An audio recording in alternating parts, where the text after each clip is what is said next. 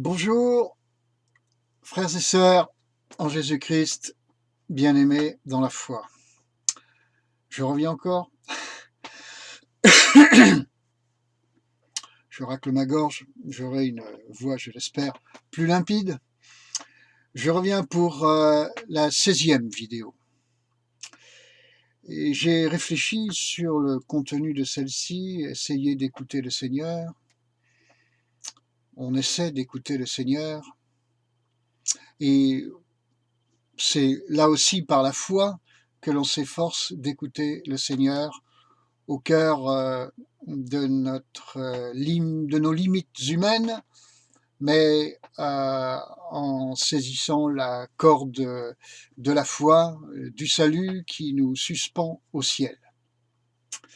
Même si en étant accroché à cette corde qui est suspendue au ciel, amarrée là-haut, nous nous promenons dans le vide, et que nous pouvons en éprouver une certaine sensation de risque, mais comme le dit le titre d'un livre que je dois avoir dans mes montagnes de littérature, la foi est un risque. Ce livre s'intitule « Le risque de la foi ».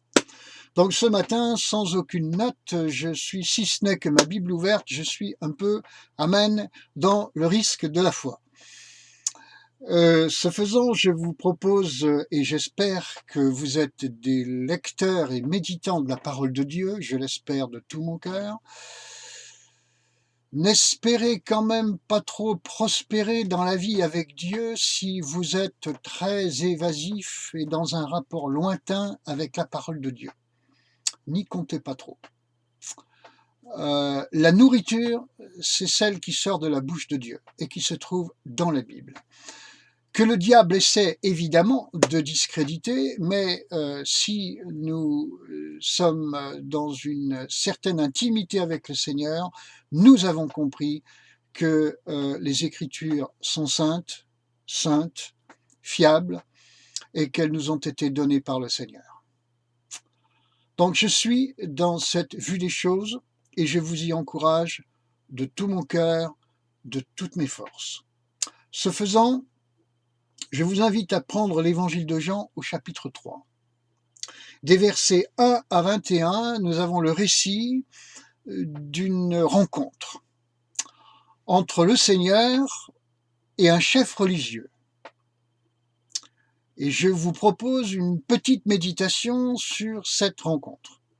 J'ai choisi ce texte parce qu'il peut quelque part résumer, synthétiser un petit peu les 15 premières vidéos que j'ai publiées, dont 2 de mon témoignage. Et j'ai des pensées précises à ce sujet. Souvent, dans ces vidéos, je vous ai parlé des choses d'en haut, en les mettant en distinction avec les choses d'en bas. Je vous ai, sur 2 vidéos, raconté un peu ma vie, qui a été un affranchissement de tout carcan. Et les carcans chez moi étaient quand même particulièrement ecclésiaux, doctrinaux, dénominationnels. Eh oui, eh oui, eh oui. J'ai pas eu spécialement besoin d'être libéré de la drogue, merci mon Dieu, ou de je ne sais quel tard de ce genre, merci Seigneur, mais j'ai eu besoin d'être libéré tout de même d'un certain nombre de choses, et je ne dis pas qu'aujourd'hui je n'ai plus besoin d'être libéré de quoi que ce soit. Nous sommes dans une progression constante, amen, vers la sainteté qui va durer jusqu'à notre dernier souffle. C'est-à-dire l'instant de notre trépas. Alors Jean chapitre 3, verset 1. Je mets mes lunettes, ça va mieux se passer. Il y avait parmi les pharisiens un chef des Juifs nommé Nicodème. Ça me rappelle plein de souvenirs, ce prénom. Des souvenirs en Hongrie. Un frère qui s'appelait Nicodémus. Waouh! Il vint de nuit auprès de Jésus et il dit « Rabbi, nous savons que tu es un docteur venu de la part de Dieu, car personne ne peut faire ces miracles que tu fais si Dieu n'est avec lui. » On verra plus loin le verset 3 qui est le début de la réponse de Jésus. C'était un chef des Juifs. Il était un chef de cette branche du judaïsme qu'étaient les pharisiens, secte très rigoriste, et il est donc dans un système religieux très fort, et il va, de nuit certes, mais il va quand même sortir de cet univers particulièrement enfermant. Ça, ma chimie sera mieux. Voilà, attendez. Enfin bref. Voilà, impeccable. Et il va sortir de cet univers. C'est sans doute quelque chose qui a maturé en lui, un espèce d'appel. Jusqu'à présent, bien aimé, cet homme était un croyant en Dieu, croyant en l'Éternel, croyant en Yahvé, et il avait sa théologie, c'était celle évidemment de la Torah, les 10 commandements, la loi de Moïse, donc il concevait Dieu au travers de Moïse. Souvent, nous sommes des croyants, nous concevons Dieu au travers, il faut le dire, de la théologie de notre Église que nous avons bien reçue. Enfin, nous l'avons reçue. Et elle nous délimite notre espace de perception de Dieu. Ouais. Eh bien, lui, il va franchir ces limites-là. Il ne va pas le faire en cassant toute la vaisselle, si j'ose dire, il va le faire, verset 2, de nuit. C'est déjà un certain courage. Il y a beaucoup d'enfants de Dieu qui ne franchissent jamais les limites de ce qu'ils ont reçu, les limites de leur espace doctrinal, théologique, ecclésial. Ils ne vont jamais voir ailleurs, comme si en aucun cas Dieu ne pouvait être ailleurs. Cela me fait penser à une parole du pasteur Mamadou Karambiri qui disait « Ne limitez donc pas le Seigneur ». Eh oui, pardonnez-moi, je le dis un peu en braillant. Il le disait lui aussi à ce moment-là sur un certain ton. Alors, il vient voir Jésus de nuit. Il y a des choses, bien aimées, si vous voulez vraiment découvrir le Seigneur de plus en plus, que vous allez être obligé de faire. On ne vous a peut-être pas encouragé à le faire, on vous a même peut-être ostensiblement, formellement défendu de le faire. Vous savez, il y a une époque, on vous disait ne t'arrête même pas devant l'entrée de cette église, c'est l'antre de Satan. Et oui. Donc, vous obéissiez, vous changiez de côté de rue quand l'entrée de l'église était là pour surtout bien suivre les conseils qui vous étaient donnés. Alors, il y en a, en franchissant ces lignes, qui le font avec fracas. Je pense par exemple à Torben Sondergaard, ce Danois, il l'a fait, l'instigateur de ce mouvement qui s'intitule la dernière réformation, il l'a fait avec fracas, c'est son choix. Bon. Là, on a un homme qui vient de nuit. Il ne fait pas comme Torben. Il fait cela discrètement. Il va continuer dans ce que l'on peut voir dans la suite du Nouveau Testament et notamment du ministère de Jésus. Il va continuer à faire partie de de ce mouvement des pharisiens, mais clairement, il a fait une rencontre avec Jésus. Il va se révéler être d'une sensibilité différente. Il tiendra un autre rôle au moment de la mort de Jésus que celui du reste des pharisiens. Alors, il y a des choses que le Seigneur, sans doute, aimerait que vous fassiez dans votre vie, mais pour autant, est-ce qu'il faut casser toute la maison, choquer tout le monde? Eh bien, ce n'est pas garanti. Jésus lui-même se cacha, se dissimula, évita certains obstacles à certains moments. Il y a des moments, Jésus a mis les choses sur la table. Il y a d'autres moments, il a fait autrement. Il est écrit, il est aussi écrit. Il faut prendre toute la parole de Dieu.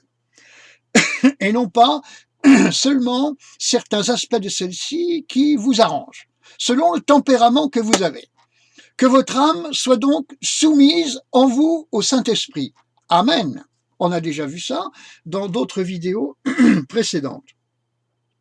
Alors il vint de nuit et c'est-à-dire qu'il va directement à Jésus. Il vint de nuit auprès de Jésus. Je vous le répète, pour moi et dans ma vie,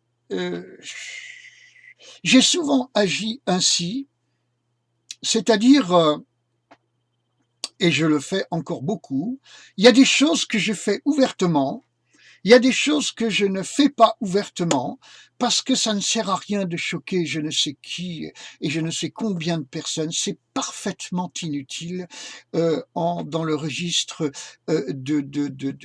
des choses utiles pour le royaume de Dieu. C'est inutile. Le royaume de Dieu n'a pas besoin de ça. Voyez-vous, ça ne fait pas nécessairement avancer les choses de Dieu. Il y a des gens qui franchissent les portes sans les ouvrir, ils les cassent. Il y en a d'autres qui sont plus délicats, plus prudents, et on peut dire que Nicodème en fait partie. Il va tranquillement faire son chemin. Peut-être qu'à un moment donné, il va prendre position au grand jour, mais dans ce temps présent, il le fait avec discrétion, autant que cela est possible. Eh bien, très très bien, Nicodème. Cet homme me plaît. Il est prudent, ce qui ne veut pas dire dissimulateur dans le sens négatif du terme, lâche, n'osant pas s'afficher au grand jour. Il est prudent. Il y a des choses, mes amis, oui, il vaut mieux faire cela la nuit. Oui, si j'ose dire. Alors, le fait qu'il vienne voir Jésus de nuit ne va pas l'empêcher de voir Jésus. Il va bien le rencontrer. Et ça n'empêchera pas non plus Jésus de lui dire des choses si importantes que des générations de chrétiens ont aimé et continuent d'aimer. Amen. Qui sont notamment dans les versets 3, verset 5, verset 6, verset 7 et 8, n'est-ce pas? Verset 12, que je vous propose de passer en revue assez vite. Voilà. Alors, Jésus lui dit au verset 3, en vérité, je te le dis, si un homme ne naît de nouveau, il ne peut voir le royaume de Dieu.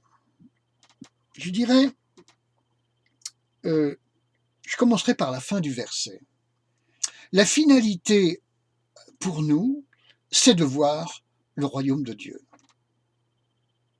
On pense à la bénédiction, à nos bénédictions. On pense à notre destinée. On pense à notre guérison. On pense à des tas de choses. Que Jésus, dans le verset 12, d'ailleurs, appelle des choses terrestres. Mais on ne pense pas à la fin du verset 12.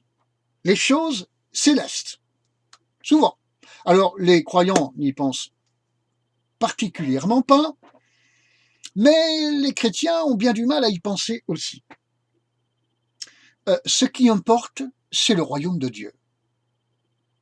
C'est qu'il se déroule et c'est que j'en fasse partie. Ici, maintenant et pour l'éternité, là-haut, dans le ciel. C'est ça qui importe. Le restant, si j'ose dire, ne sont que des moyens pour contribuer à cette fin.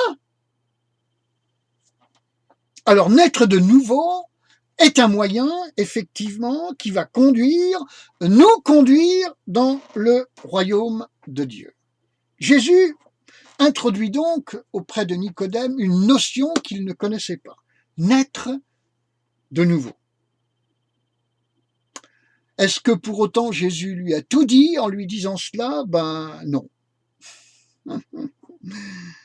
Et d'ailleurs, Nicodème au verset 4 demande un complément d'explication et il se situe, comme beaucoup d'ailleurs d'enfants de Dieu et particulièrement d'incroyants, sur le registre terrestre, physique. Comment un homme peut-il naître quand il est vieux, entrer une seconde fois dans le sein de sa mère? Nicodème voit ça vraiment très à l'horizontale. Donc, au verset 5, Jésus va à nouveau lui parler, cette fois-ci en lui disant, quelque chose de complémentaire par rapport à ce qu'il lui a dit dans le verset 3. Il lui dit, en vérité, Jésus lui répondit, en vérité, je te le dis, si un homme ne naît d'eau et d'esprit, il ne peut entrer dans le royaume de Dieu. Verset 3, il ne peut voir le royaume de Dieu. Verset 5, il ne peut entrer dans le royaume de Dieu. Le Seigneur maintient la finalité, révèle un peu plus les moyens mis en œuvre pour obtenir cette finalité d'eau et d'esprit, donc physiquement et spirituellement. Ce qui est confirmé par ce qu'il lui dit dans le verset 6, ce qui est né de la chair est chair, et ce qui est né de l'esprit est esprit. C'est donc bien du registre physique d'abord, puis spirituel ensuite, dont il s'agit. Donc, un individu, un homme, une créature de Dieu, humaine, homme, femme, pour voir le royaume de Dieu, c'est la finalité, c'est ce qui devrait nous intéresser, c'est ce que nous devrions visualiser sans cesse, voir et entrer dans le royaume de Dieu. Est-ce que c'est bien ainsi que je conçois ma vie ?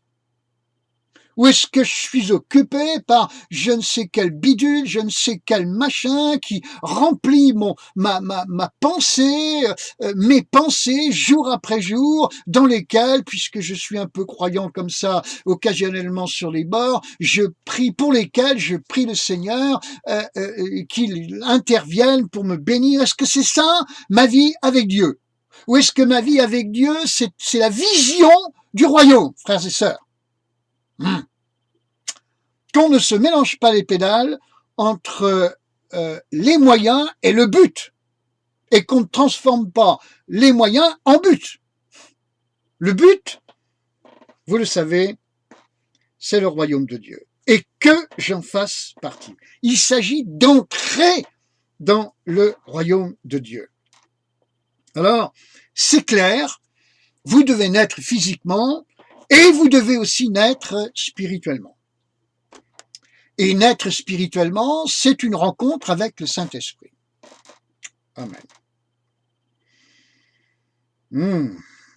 Alors au début, il lui parle de nouvelle naissance. Mais on ne sait pas très bien de quoi il s'agit. Ensuite, au verset 5, Jésus précise autant que possible ce qu'il entend, quel contenu ça a que cette affaire de nouvelle naissance. Comme quoi, mes amis, souvent la révélation que le Seigneur nous donne est progressive. S'il nous révèle toute la vérité dès le départ, je ne sais pas si on va, excusez-moi, je ne sais pas si on va parvenir à assimiler tout cela. Sûrement pas. Sûrement pas. Nous sommes des humains, avec tout ce que cela veut dire. Donc, bien-aimés, il faut vous dire ceci, au jour d'aujourd'hui, chacun d'entre nous, moi aussi, nous n'avons qu'une partie de la vérité. Nous sommes sur le chemin de la révélation. Je ne l'ai pas tout entière et vous non plus. Donc, si vous avez bien compris cela, vous êtes en chemin dans la découverte de cette révélation. Ainsi, en vue d'assurer sans cesse plus votre avenir dans le royaume de Dieu, votre vie de tous les jours va être un souci, dans le bon sens du terme, de découvrir encore un peu plus aujourd'hui, dès ce matin, et même en vous couchant le soir, vous vivez aussi la nuit, un morceau de révélation supplémentaire que le Seigneur veut vous donner. Est-ce là votre quête?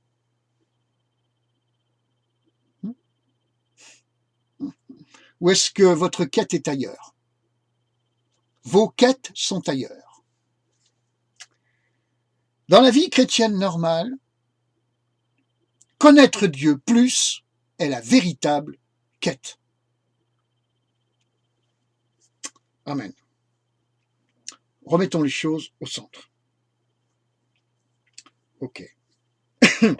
Alors, troisième fois, verset 7, ne t'étonne pas que je t'ai dit, il faut que vous naissiez de nouveau. Ouais. Là aussi, cette affaire de la nouvelle naissance, évidemment, c'est comme un bébé. Quand le bébé, le jour de sa naissance, le bébé est bien là, il est bien vivant, c'est un être vivant. C'est pas un être adulte, c'est pas un être accompli, je veux dire, c'est pas un être parvenu à maturité, mais il est vivant. Alors, nouvelle naissance ne veut pas dire que tout est complètement transformé. Si quelqu'un est en Christ, il est une nouvelle créature, les choses anciennes sont passées, toutes choses sont devenues nouvelles. 2 Corinthiens 5, 17, oui, mais il y a un processus qui va durer toute la vie. Simplement, il y a un jour qui est le premier, où ce processus est entamé par le miracle du Saint-Esprit. Amen. Donc, vous ne vous êtes pas converti un jour, votre conversion dure toute votre vie.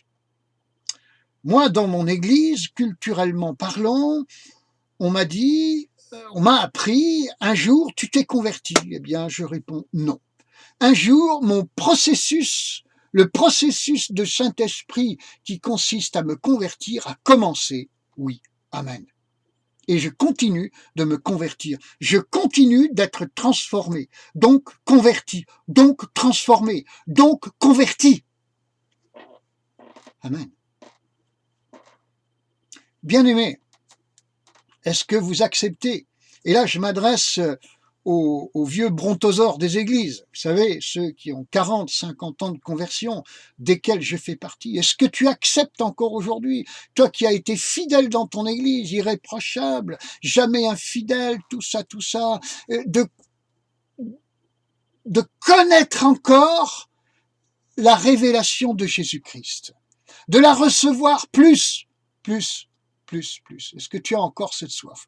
Ou est-ce que tu es comme cette chère sœur, je me souviens dans les années 80, je sors de une étude biblique avec le pasteur et nous étions contents d'avoir reçu et entendu tout ce que nous avions entendu dans la soirée. Et je croise une sœur qui d'un certain âge qui entre et je lui dis ah ben vous êtes là, un peu naïvement, presque un peu maladroitement, ah ben vous étiez pas avec nous, c'est dommage. Alors j'ai bien compris que je l'ai un peu voilà comme ça offusqué. Elle me répond mais moi j'ai fait ma théologie, j'ai pas besoin d'aller à l'étude biblique. Ah bon, c'est ta théologie. D'accord. Bah écoutez, je pense que moi aussi j'ai fait ma théologie. Oui. Oh là là, oui. Oui. Eh bien, j'ai envie de... J'ai faim de la parole de Dieu. J'espère, frères et sœurs, que vous avez faim de la Bible, faim de Dieu, faim de sa parole. Ça, c'est bon, ça, c'est sain. S-A-I-N-T et S-A-I-N.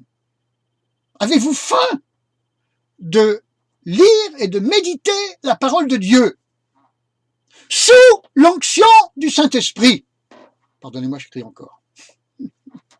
Sous l'onction du Saint-Esprit. C'est lui qui nous introduira, Jean 16, chapitre 16, verset 13, dans toute la vérité. N'est-ce pas, bien-aimés? Ce n'est pas votre théologie qui va vous entraîner dans toute, vous faire découvrir toute la vérité. Une partie, oui, toute, non.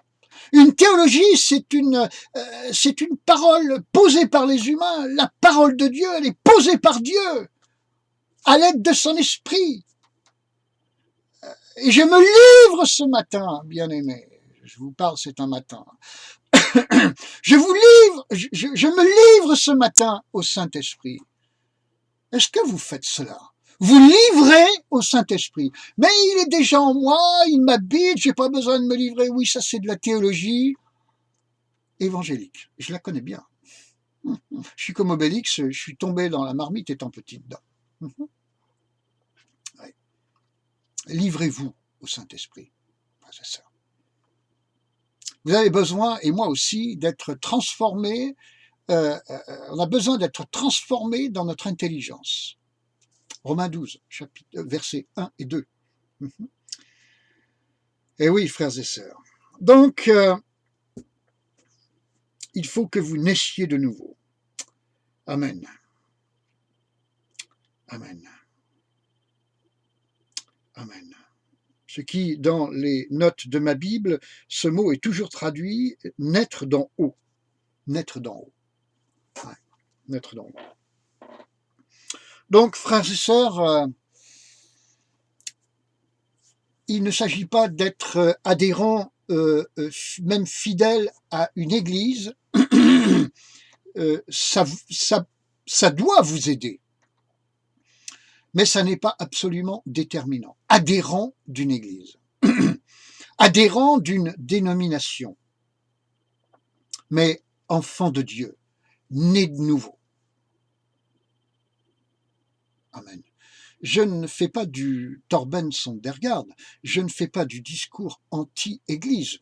Je veux vous dire que appartenir à une église et être enfermé dans une théologie ne vous emmènera pas forcément au ciel. Frères et sœurs, au cas par cas, au milieu de nous tous, le véritable test, quant à votre spiritualité, c'est quand vous êtes persécuté. C'est ça le vrai test. Alors, dans notre pays de France, il peut bien y avoir un certain nombre de persécutions.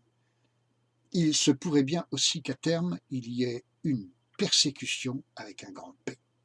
Que ce soit encore autre chose que les persécutions diverses que nous pouvons connaître aujourd'hui. J'ai été persécuté pour ma foi en Jésus-Christ. Je l'ai été. Dans une certaine mesure de gravité d'ailleurs, que je ne souhaite pas forcément à qui que ce soit. Mais j'estime que néanmoins que je n'ai pas été persécuté, loin s'en faut, de cette persécution avec un grand P. Où là, vous payez très très très très cher. Vous avez à choisir. Vous savez, la persécution à laquelle je pense, c'est vous avez à choisir entre le Christ et votre vie. C'est ça. Alors, quel rapport avec naître de nouveau? Eh bien, mes amis, continuons de naître de nouveau, de plus en plus, de plus en plus, de plus en plus. Que Dieu soit le chef de notre vie et rien d'autre. Rien d'autre. Vous pouvez bien être dans une église, amen, ou dans une autre église, amen. Ce qui compte, c'est bien avant être membre de cette église, être un membre de la famille de Dieu. Et Nicodème était un membre de son église, j'ai envie de dire des pharisiens, mais il a été voir Jésus de nuit. Courage quand même, c'était du courage.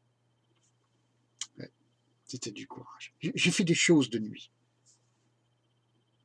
J'ai fait des choses de nuit avec portes ouvertes pour livrer des Bibles en Europe de l'Est à une époque. eh bien, il y avait intérêt quand même à avoir un petit peu de courage sur les bords, vous savez. Quand vous jouez dans certaines villes à cache-cache avec la milice, il vaut mieux avoir un petit peu de courage que le Saint-Esprit vous a donné. De nuit. Alors, verset 8. Le vent souffle où il veut. Je vois déjà une demi-heure de passé. Le vent souffle où il veut, et tu en entends le bruit. Alors, Jésus dit à Nicodème, le vent, le vent. Le vent souffle où il veut, oui, le Saint-Esprit souffle où il veut, et tu en entends le bruit. Oui, quand le Saint-Esprit souffle, ça s'entend, mes amis, amen. Amen. Tu ne sais pas d'où il vient, ni où il va. Oui, il y a le Saint-Esprit, je me souhaite de le connaître de plus en plus.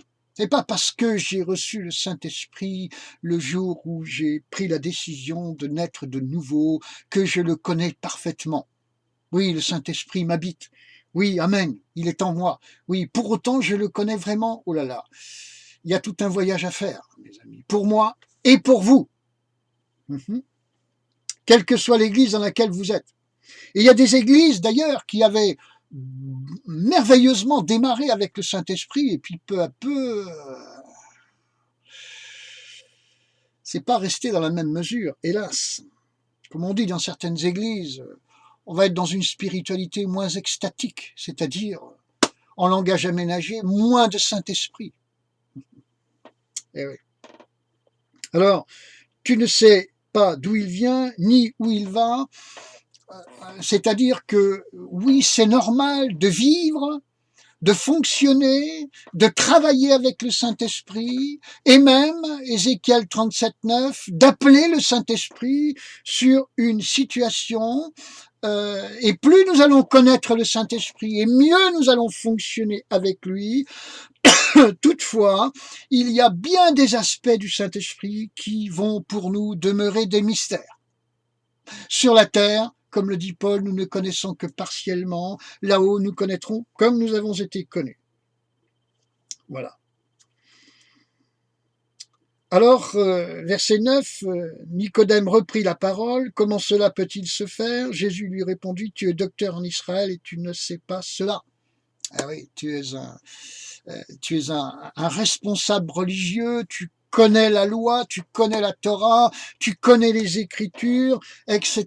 Tu es un théologien, tu es docteur en Israël, tu es théologien, et quand je te parle de l'esprit, tu patauges, j'allais dire, tu fais cuicui les petits oiseaux. Ceux qui me connaissent un peu mes expressions. Eh oui, comme quand on peut être docteur en théologie, mais pas docteur en Saint-Esprit. Aïe, aïe, aïe. Saint-Esprit, révèle-toi à moi. Seigneur, toi qui es l'Esprit, fais-toi connaître à moi. Philippiens 3,10, l'apôtre Paul a dit, mon but est de le connaître. Mon but est de le connaître. C'est quoi notre but? J'ai déjà posé cette question-là dans cette vidéo. Qu'est-ce qu'on cherche? Que cherche-t-on dans notre vie avec Dieu?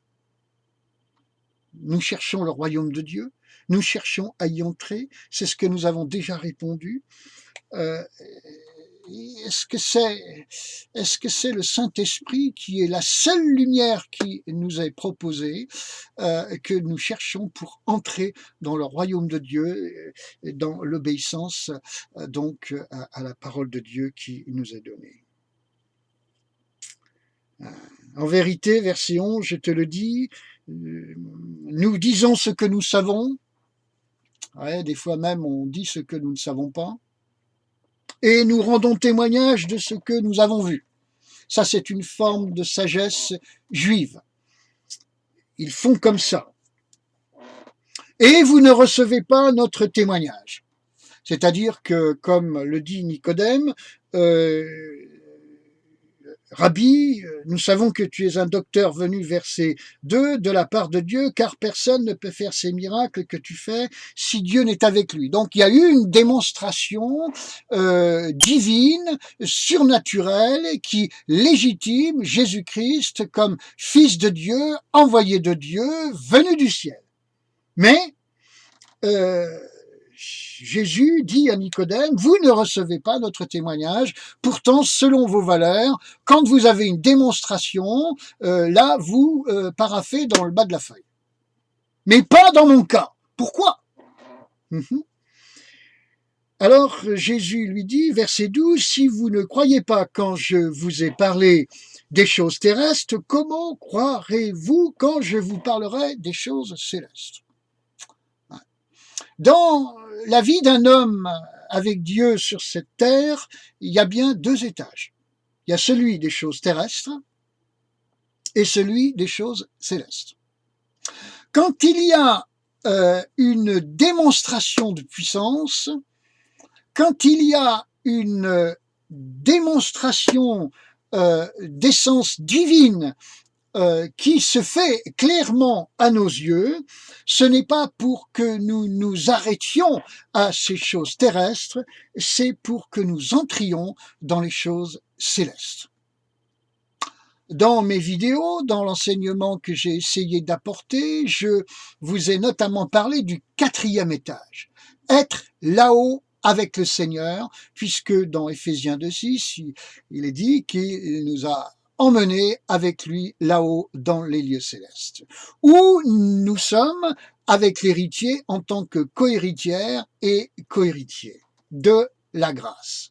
La vie chrétienne normale, ici-bas sur cette terre, se passe dans le ciel. Vous me suivez? Eh oui, frères et sœurs. Donc,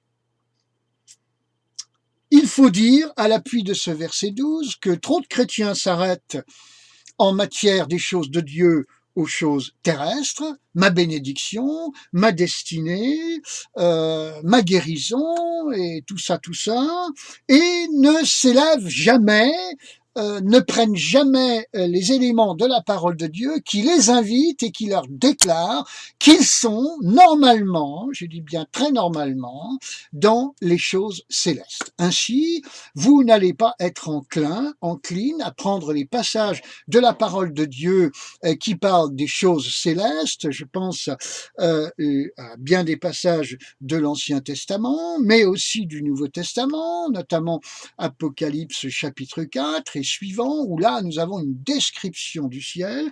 Nous passons par-dessus tout ça, nous limitons aux bénédictions, aux promesses de Dieu pour le manger, le toit, la santé, tout ça. Écoutez, oui, la révélation est progressive. À un moment donné, nous en sommes là, mais je vous encourage très vite à monter au niveau des choses célestes.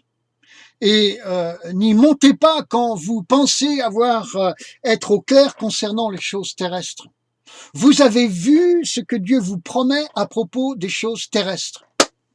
Maintenant, faut-il que vous soyez absolument, que tous les dossiers soient clos à propos de vos choses terrestres pour décider de monter à l'étage des choses célestes? Ce raisonnement est mauvais, faux, archi faux.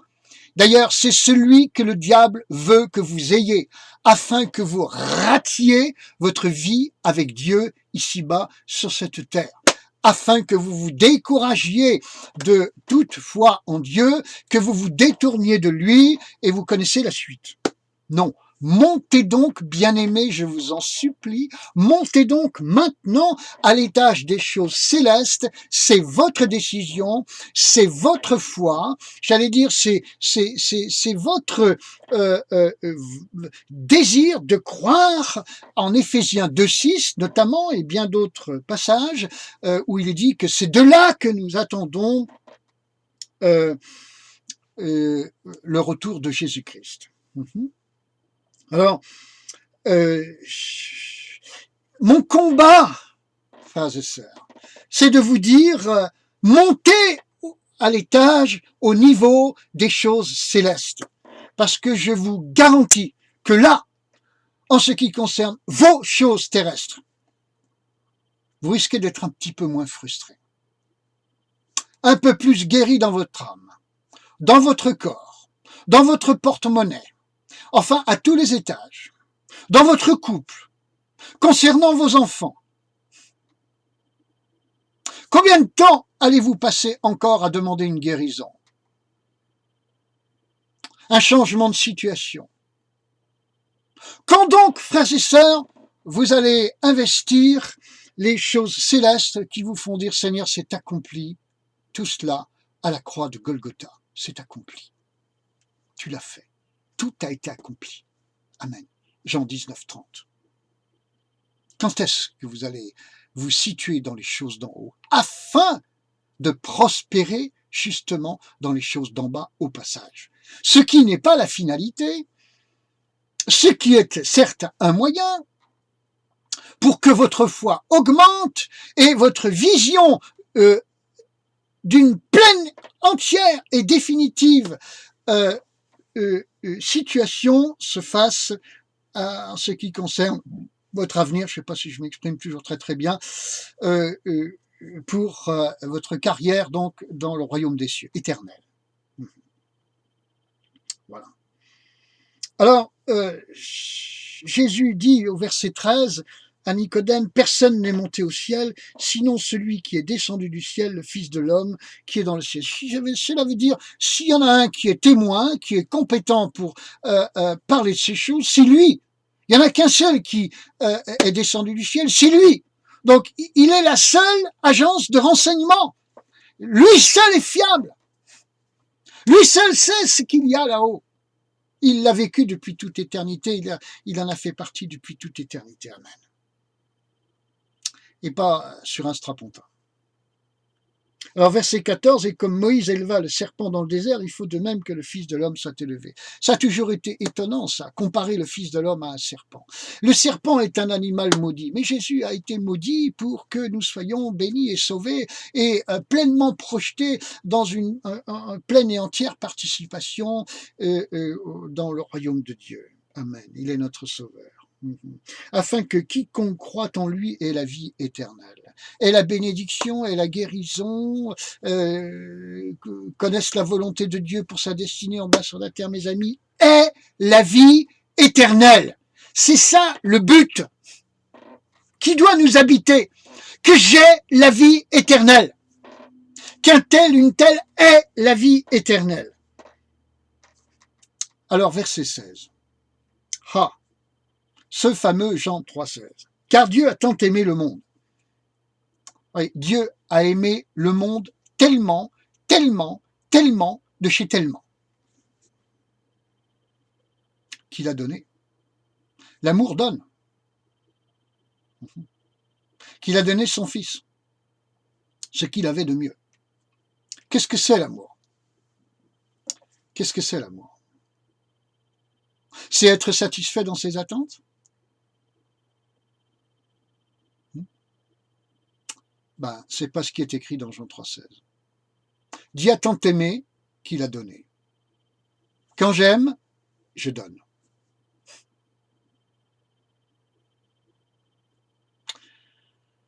Je m'approche pour prendre ma guérison. Oui, bien sûr. Mais est-ce que tu t'approches pour donner ta vie? Si tu aimes Dieu, tu donnes ta vie. Tes jours. Ton compte Facebook. Vous pouvez te faire le beau là sur ton compte Facebook. Là. J'ai maigri, j'ai grossi, je suis gna gna, gna gna gna gna, j'ai des belles traits, j'ai des beaux yeux, je me maquille, c'est pour faire plaisir au Seigneur. Bien aimé, si vous aimez Dieu, donnez votre vie à Dieu. Et donnez tout ce qui vient meubler votre vie. Tout ce qui vient meubler votre vie. Tout. Tout, bien aimé. Par la foi. Par la foi. Alléluia. Oui. Alors, car Dieu a tant aimé le monde qu'il a donné son Fils unique. Ouais. Afin que quiconque, il n'y avait pas de rechange, pas de fils de rechange, afin que quiconque croit en lui ne périsse pas, mais qu'il ait la vie éternelle. Dieu t'a tant aimé qu'il a fait tout ce qu'il fallait pour que tu ne meures pas, mais que tu vives éternellement. C'est ça, le plan de Dieu. C'était ça, pour chacun de nous individuellement. Ce que tu es, la vie éternelle avec lui. En quoi Dieu est amour? Réponse Jean 3,16. C'est qu'il a voulu que tu aies, que tu passes l'éternité. Il veut que tu passes l'éternité avec lui. Amen. C'est ça, l'amour de Dieu bien-aimé. Alléluia. Alors Dieu, en effet, n'a pas envoyé son Fils dans le monde pour juger le monde. Dieu n'est pas là pour te juger. Dieu ne veut pas te massacrer. Non, non. Dieu ne veut pas t'envoyer en enfer. Si tu y vas, c'est ton choix. Et c'est pas la volonté de Dieu. Mais pour que le monde soit sauvé par lui. Amen. Celui qui croit en lui n'est pas jugé. Alléluia. Alléluia. Je suis libéré du jugement de Dieu parce que je crois en toi, Seigneur Jésus-Christ. Libéré. Alors, en quoi je vais craindre Dieu d'une trouille abominable? Non, il est devenu mon Père. J'ai une relation de paix avec lui. Je suis pas comme ça devant lui à trembler de la tête aux pieds. Je suis paisible. Un enfant assis sur les genoux de son père, est-il là en train de trembler de la tête aux pieds? Un père d'en bas? À combien plus forte raison le père d'en haut? Si vous êtes assis, si vous avez été vous asseoir sur ses genoux. Amen. Il y a des chrétiens, ils sont paisibles, ils sont heureux, ils sont joyeux, ils ont l'air gogo, ils sont naïfs, ils ont l'air naïfs. Non, non. Ils se sont simplement assis sur les genoux de leur Papa céleste. Ils ont laissé ses bras, ils sont venus se blottir dans ses bras. Ils ne craignent plus, ils savent où ils sont sur les genoux et dans les bras de leur Père céleste. Et ils visionnent tous les jours cet état de choses les concernant. Alors, ils ne sont pas des chrétiens qui se rongent les ongles. Voilà, amen. Alors, oui, verset 19, la lumière est venue dans le monde et les hommes ont aimé les ténèbres plus que la lumière. Et oui, aujourd'hui c'est le cas. On aime les ténèbres. On aménage la société en rapport avec l'amour que l'on a des ténèbres. Voilà. Oui, parce que nos œuvres sont, les œuvres de ces gens-là, et des fois les nôtres, sont mauvaises, et on n'a pas envie de renoncer à ces œuvres mauvaises, alors on fait de l'aménagement.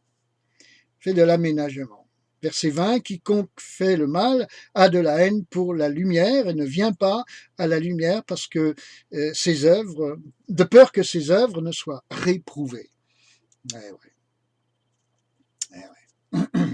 Frères et sœurs. Mais celui qui pratique la vérité vient à la lumière. Alors je n'ai pas trop d'une vie pour venir à la lumière. Ouais. Je suis habité de la lumière. Le Saint-Esprit est ma lumière. Regardez Ésaïe chapitre 11, vous allez voir cette fameuse menorah en quelque sorte, ce fameux chandelier, ces 7 lampes ardentes. Est-ce que je laisse... j'ai noté que c'est la vidéo qui a été le moins visionnée quand je parle de la menorah. Mais avez-vous compris le message de la menorah? C'est celui des 7 lampes du Saint-Esprit qui sont en moi, mais est-ce que je laisse ces 7 lampes de l'Esprit m'éclairer? Mon âme a besoin d'être éclairée. Mes pensées ont besoin de l'être. Mon passé a besoin d'être éclairé. Mon présent, mon avenir, j'ai vraiment besoin d'être éclairé. Esprit de Dieu, que tes 7 lampes m'éclairent. Allez donc voir Ésaïe chapitre 11, verset 2. Vous verrez en détail de quoi je parle. Allez donc faire chauffer, bien aimés, les pages de votre Bible. Amen. Pour comprendre en quoi consiste venir à la lumière, qui n'est pas celle parfaitement, la lumière n'est pas notre théologie, c'est un essai, c'est une lumière partielle. Seigneur, j'ai une prière maintenant et je vais conclure là-dessus. Que ton esprit à toi m'éclaire, au-delà de ce que j'ai reçu dans mon passé en matière de culture spirituelle, au-delà de ma culture française, ou de je ne sais où d'ailleurs, Amérique, Afrique, Angleterre, etc., Allemagne, vous savez que les Allemands étaient très théologiens, les Suisses, et bref. Au-delà de tout cela, au-delà de la culture et de l'éducation que j'ai reçue chez moi autrefois auprès de mes parents dans la maison de mon... Au-delà de tout cela, que ta lumière, que tes cette lampe, Saint-Esprit, m'éclaire quand je réfléchis sur toi, quand je te cherche dans la parole de Dieu, afin que rien ne vienne m'empêcher, même ce qui pourrait être le plus insoupçonnable, une théologie d'église, que rien ne vienne m'empêcher de te connaître de plus en plus, de plus en plus, de plus en plus. Allez-vous, frères et sœurs, à l'heure où vous êtes aujourd'hui, qui que vous soyez, allez-vous avoir le courage d'aller voir Jésus sans intermédiaire, au moins de nuit, parce que vous avez le droit de considérer que ce n'est pas la peine de froisser je ne sais combien de personnes, de blesser je ne sais qui est encore dans sa théologie. Non, ce n'est pas la peine, frères et sœurs. Cette foi que tu as, garde-la par devers toi, est-il écrit dans le Nouveau Testament, frères et sœurs. Alors, bien-aimés, faites au moins comme Nicodème. S'il faut y aller de nuit, allez-y. Peut-être irez-vous de jour, que le Seigneur vous conduise, mais Nicodème, très certainement, si ce n'était là, ce fut en tout cas plus tard, il est né de nouveau. Mais là, dans cet instant, dans ce temps, dans cette heure, avec Jésus, de nuit, on dit la nuit les chats sont gris, de nuit, il a connu un moment clé, un moment déterminant. Faites au moins comme lui, frères et sœurs. C'était juste ce que je voulais vous dire ce matin. Il est temps que j'arrête, le compteur a tourné. Que le Seigneur vous bénisse beaucoup, beaucoup, beaucoup, et au-delà de ça encore. Laissez le Saint-Esprit, avec ses 7 lampes, vous éclairer. Ésaïe, chapitre 11, verset 2. Cheminez avec le Saint-Esprit et la parole de Dieu. Servez-vous de ce passage, Ésaïe, chapitre 11, verset 2. On a parlé de Jean chapitre 3, mais je veux aussi vraiment vous laisser ce passage d'Ésaïe 11, verset 2. Bien-aimés, que le Seigneur vous bénisse. Soyez bénis. Que la lumière de Dieu vous touche. Que vous soyez assoiffés de celle-ci. Ce qui vous sauvera, c'est de naître de nouveau. C'est de ne pas vous arrêter en chemin. C'est d'être prêt pour la persécution avec un grand P. Et debout, debout. Et pour être debout, soyez donc assis, assise dans les lieux célestes en Jésus-Christ, sur les genoux de votre Papa céleste, blotti dans ses bras, bien au chaud. Parce que le royaume de Dieu, c'est la justice, la paix et la joie par le Saint-Esprit. Romains chapitre 14, verset 17. Grâce et paix sur vous en Jésus-Christ. Amen, frères et sœurs.